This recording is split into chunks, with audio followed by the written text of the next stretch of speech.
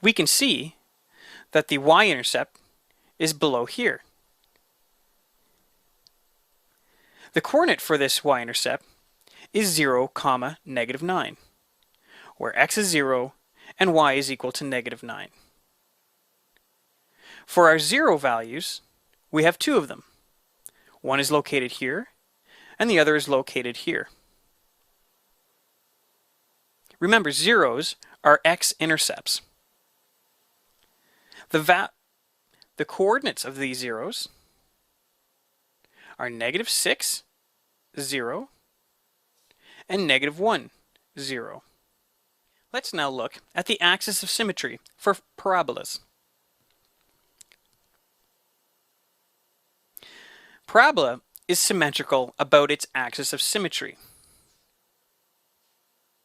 So if we look at this example of a parabola, we can identify the axis of symmetry. It's drawn here, represented by the red dotted line.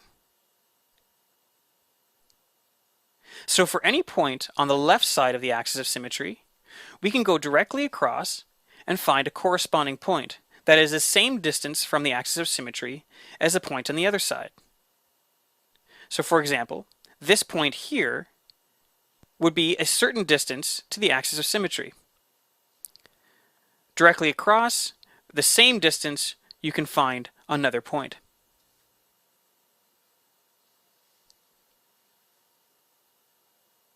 The axis of symmetry has an equation of a vertical line that crosses the x-axis at the x-coordinate of the vertex. Here is the vertex. Its coordinates are -3, -1. This means that the axis of symmetry has an equation of x equals -3. Notice that all of the points along this axis of symmetry, x is equal to -3.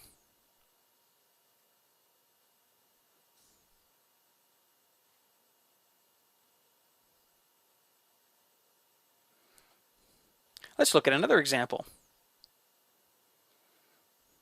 The axis of symmetry, which is sort of difficult to see, is drawn along the y-axis in this situation.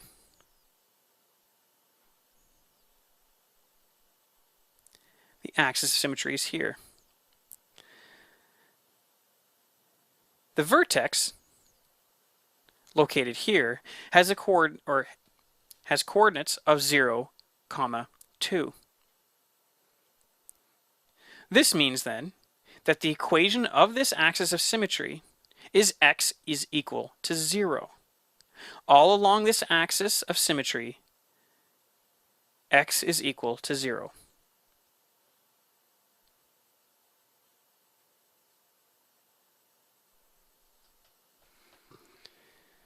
So, the equation of an axis of symmetry is always x is equal to the x value of the vertex.